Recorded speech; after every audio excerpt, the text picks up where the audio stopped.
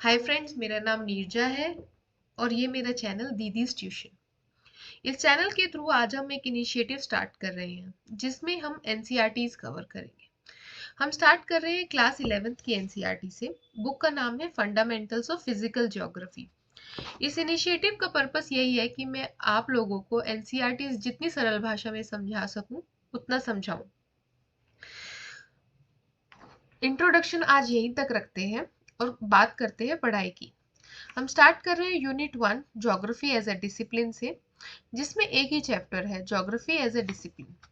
ये चैप्टर आपको एक पूरा ओवरव्यू देगा कि ज्योग्राफी जो है वो किस बारे में है, उसका सब्जेक्ट मैटर क्या है। अगर आप ज्योग्राफी पढ़ रहे हैं तो आप क्या पढ़ रहे हैं। तो मैं कोशिश करूंगी कि पैराग्राफ वाइज आपको समझाती चलूं। तो चलिए शुरू करते हैं। You have studied geography as one of the components of your social science course up to the secondary stage. Obviously ये तो सबको पता है कि geography is a part of social science, natural science नहीं है ना, सोशल साइंस है।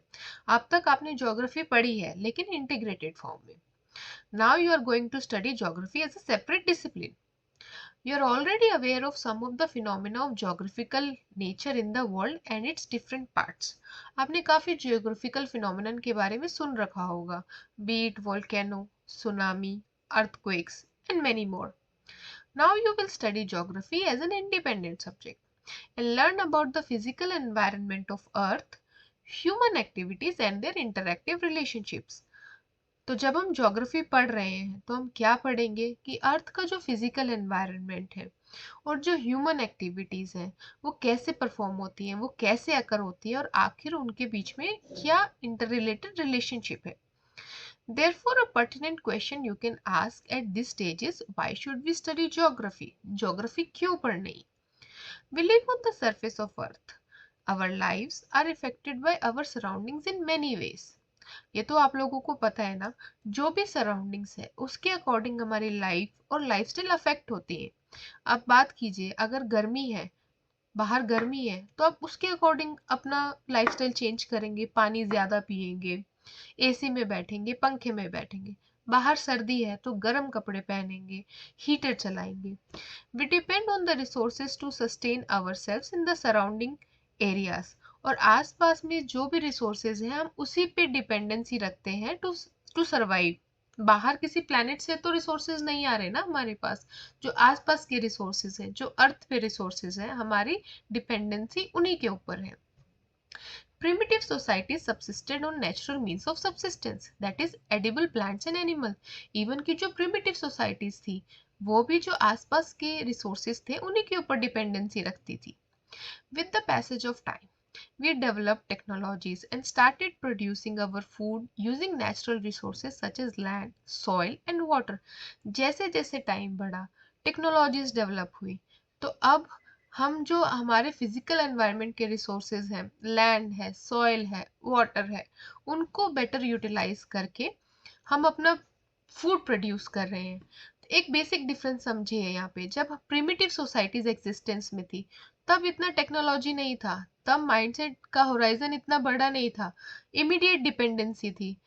कुछ खाने का फ्रूट दिखा, उठाया, खा लिए, सब्जी दिखी, उठाए, खा लिए। बट अब टेक्नोलॉजी एडवांस हो गई है, अब हमें पता है कि डायरेक्ट कंजम्पशन तो नहीं कर सकते। We adjusted our food habits and clothing according to the prevailing weather condition. जैसे कि मैंने आपको बताया, आपकी फूड हैबिट्स और क्लोथिंग जैसे मौसम रहेगा अकॉर्डिंगली बदलती रहेंगी। ये कोई आपको बताता नहीं है कि अब सर्दी है आप गर्म कपड़े पहनिए, अब गर्मी है आप ठंडे कपड़े पहनिए। एडजस्ट हो जाती है लाइफस्टाइल्स और फूड हैबिट्स भी। There are variations in the natural resource space, technological development, adaptation with and modification of physical environment, social organizations and cultural development. ये पैराग्राफ क्या बता रहा है? ये पैराग्राफ बता रहा है कि आप कहीं भी जाइए, बीट कॉन्टिनेंट्स, आप अलग कॉन्टिनेंट में जाइए, फॉरगेट अबाउट कॉन्टिनेंट्स, आप अलग कंट्रीज में चले जाइए, फॉरगेट अबाउट कंट्रीज ऑल्सो, आप एक अलग स्टेट में चले जाइए, रिसोर्स बेस बदल जाता है, उस स्टेट का टेक्नोलॉजिकल डेवलपमेंट बदल जाता है, लोगों की अडेप्टेशन हैबिट्स बदल जाती हैं, फिजिकल एनवायरनमेंट तक बदल जाता है। और अकॉर्डिंगली सोशल ऑर्गेनाइजेशंस और कल्चरल डेवलपमेंट भी बदल जाती है। I will give you an example. जैसे लोग दिल्ली में रहते हैं वैसे लोग आंध्रा जाने पर नहीं रहेंगे, जैसे लोग इंडिया में रहते हैं वैसे लोग चाइना में नहीं रहेंगे।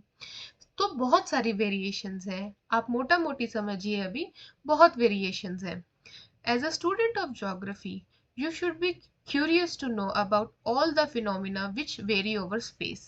तो जब हम ज्योग्राफी की बात करते हैं तो आपको वो क्यूरियोसिटी तो जरूर उत्पन्न हो जाएगी कि ऐसा क्यों है, क्यों इतना वेरिएशन है। You learn about the diverse land and people.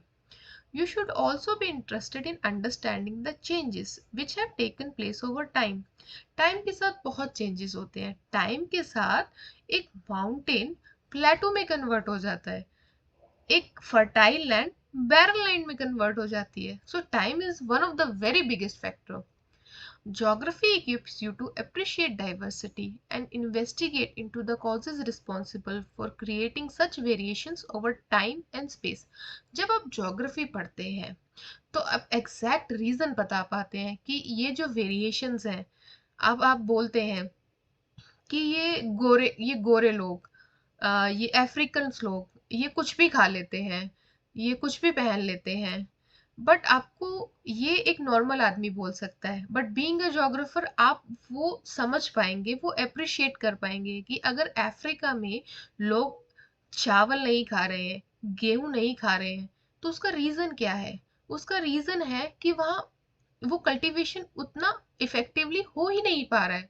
वहाँ की ज्योग्राफी ऐसी है ही नहीं कि आपको वीट और राइस की कल्टीवेशन में हेल्प करे. You will develop skills to understand the globe converted into maps and have a visual sense of earth surface. जब आप ज्योग्राफी पढ़ते हैं तो आप वो स्किल्स डेवलप करते हैं कि आप एक ग्लोब को मैप पे उतार सके और एक विजुअल सेंस ले सके कि what exactly the earth looks like. The understanding and skills obtained in modern scientific techniques such as GIS, which is GIS nothing but Geographical Information System. अब आप समझिए what is geographical information system. Information system तो आप समझ पा रहे हैं, simple English, information का एक स्टोरेज है. कौन सी इंफॉर्मेशन, जोग्राफिकल इंफॉर्मेशन. तो आप लगा लीजिए एक रेपोजिटरी है जिसमें आप डेटा स्टोर कर रहे हैं कि आज ये लैंड की प्रोडक्टिविटी इतनी है, कल ये लैंड की एक प्रोडक्टिविटी इतनी है. Over a period of time आप देखेंगे, जब आप डेटा कलेक्ट करेंगे तो आपको पता चलेगा कि लैंड की फर्टिलिटी बढ़ गई है या घट गई है, जिससे आप डेटा को बेटर एनालाइज कर पाएंगे. And computer cartography. Cartography is nothing but the science of making maps. Equip used to meaningfully contribute to the national endeavor for development.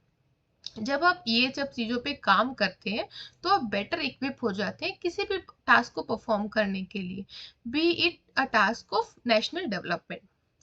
Now the next question which you may like to ask is what is geography. Geography है क्या. आपने देखा, जैसे कि मैंने आपको बताया, जब आप ज्योग्राफी पढ़ते हैं तो आपकी क्यूरियोसिटी बढ़ती है, आप उस पोजीशन में हो जाते हैं कि एक कॉमन मैन की तरह बात नहीं करते. You try to understand the reason behind certain phenomenons. तो what is geography. You know that earth is our home.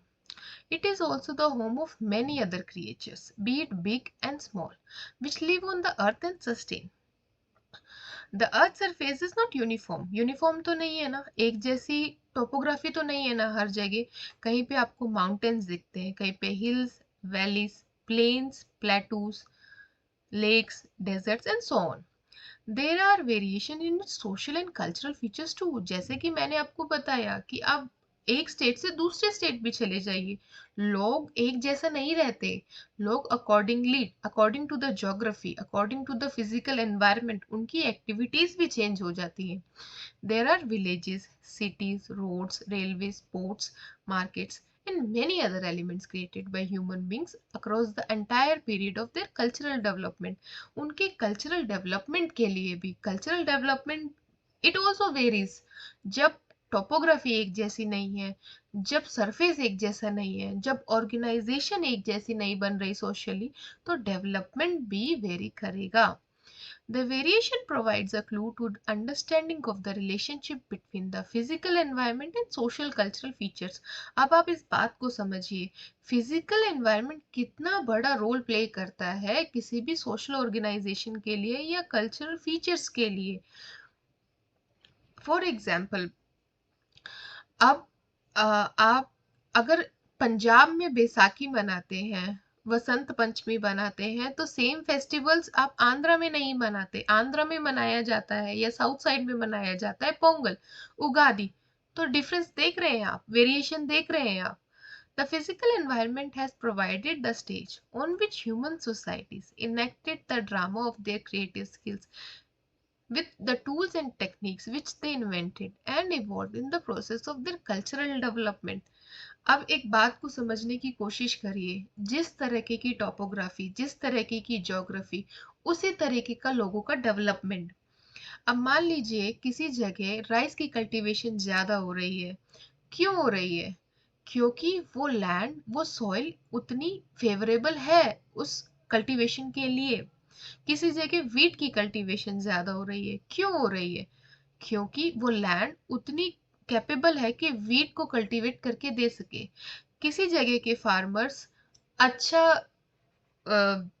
Farming कर रहे हैं, किसी जगह के फार्मर्स नहीं कर पा रहे हैं. क्यों नहीं कर पा रहे हैं? उतना टूल्स और टेक्निक्स नहीं पहुंचा है वहां तक. So now you should be able to attempt the answer of the question posed earlier as to what is geography. तो geography है क्या? In very simple words, it can be said that geography is the description of earth. हम अर्थ के बारे में ही बात कर रहे हैं ना इतनी देर से, जो मैं आपको बोल रही हूँ कि वहां के लोग ऐसे हैं, वहां की लैंड ऐसी है, वेरिएशंस है. ये किसकी बात हो रही है? अर्थ की बात हो रही है ना. The term geography was first coined by Eratosthenes. ये अगर कोई फैक्चुअल डेटा आपको इस पेज से कलेक्ट करना है तो बस यही डेटा है कि it was, the term was coined bye Eratosthenes, who was a Greek scholar. The word has been derived from two roots from Greek language, which is geo, that is earth, and graphos, which means description. In simple words, description of the earth. Put together, description of the earth. The earth has always been seen as the abode of human beings. Human beings का घर है ना earth, and the scholar defined geography as the description of earth as the abode of human beings. आप कुछ भी कह लीजिए, description of earth, या फिर और थोड़ा सा आप उसको elaborate करेंगे as the लोगों का घर, human beings का घर. You are aware of the fact that reality is always multifaceted and earth is also multidimensional. बहुत सारे डायमेंशंस है ना. That is why many disciplines from natural sciences such as geology, pedology, oceanography, botany, zoology and meteorology and a number of sister disciplines in social sciences such as economics, history, sociology, political science, anthropology study different aspects of earth surface. अब अर्थ इतनी vast है, इतनी diversity, इतनी variation, तो बहुत सारे dimension से हम अर्थ की स्टडी करते हैं. ऐसे बहुत सारे डिसिप्लिन्स हैं नेचुरल साइंस में, जैसे कि जियोलॉजी है, अर्थ की डिस्क्रिप्शन, लैंड की डिस्क्रिप्शन पढ़ रहे हैं, पेडोलॉजी, सॉइल के बारे में पढ़ रहे हैं, ओशनोग्राफी, ओशन के बारे में पढ़ रहे हैं, बॉटनी, प्लांट्स के बारे में पढ़ रहे हैं, जूलॉजी, एनिमल्स के बारे में पढ़ रहे हैं, मीटेरोलॉजी, क्लाइमेट के बारे में पढ़ रहे हैं. तो एक स्पेसिफिसिटी है कि अगर हम बात करें पीडोलॉजी की तो सॉइल के बारे में ही बात होगी, जूलॉजी की तो एनिमल्स के बारे में ही बात होगी. Whole and soul they are part of earth, लेकिन ये थोड़ा नेचुरल साइंस के ऐसे डिसिप्लिन है जो स्पेसिफिसिटी में जा रहे हैं, क्योंकि अर्थ है ही इतनी वास्ट, है ही इतनी डाइवर्सिटी. नेचुरल साइंस तक ही लिमिटेड नहीं है, कुछ ऐसे डिसिप्लिन है सोशल साइंस में जो भी जो अर्थ के बारे में पढ़ रही हैं. Economics, history, sociology, political science, anthropology, ये भी तो डायरेक्ट और इनडायरेक्ट अर्थ के बारे में बात हो रही है ना. Geography is different from other sciences in its subject matter and methodology, but at the same time, it is closely related to other disciplines. बात बिल्कुल ठीक है. Geography as a general अर्थ पढ़ रही है, तो कहीं ना कहीं इन साइंसेस से रिलेटेड ही होगी ना. Geography derives its database from all the natural and social science and attempt their synthesis. Geography क्या करती है, इन नेचुरल और सोशल साइंस से डेटा उठाती है और कोशिश करती है उनको कंबाइन करके एक होल एंड सोल सब्जेक्ट बनाने की। आप समझ रहे हैं ना मेरी बात? Natural science and social science ये थोड़ा स्पेसिफिसिटी में चले जाते हैं। डायरेक्टली इनडायरेक्टली अर्थ के बारे में बात हो रही है ना, जो ऊपर हमने बात करी, सोशल ऑर्गेनाइजेशन, कल्चरल डाइवर्सिटी, ये क्या है? ये सोशल साइंसेस की, सोशल साइंस के बारे में बात हो रही है ना। हिस्ट्री में आप पढ़ते हैं कि पहले का सोशल ऑर्गेनाइजेशन कैसे था, अब का कैसे है। अब डायरेक्टली सोशोलॉजी में ही सोसाइटी के बारे में बात कर रहे हैं। तो ज्योग्राफी क्या करती है, डेटा इन सब साइंसेस से लेती है और कोशिश करती है इनको कंबाइन करके whole and soul subject create करने की। तो फ्रेंड्स, आज हम अपने वीडियोस यहीं तक रखते हैं। अगर आपको कुछ भी वैल्यू एडिशन लगे, please leave a comment in comment section. Thank you.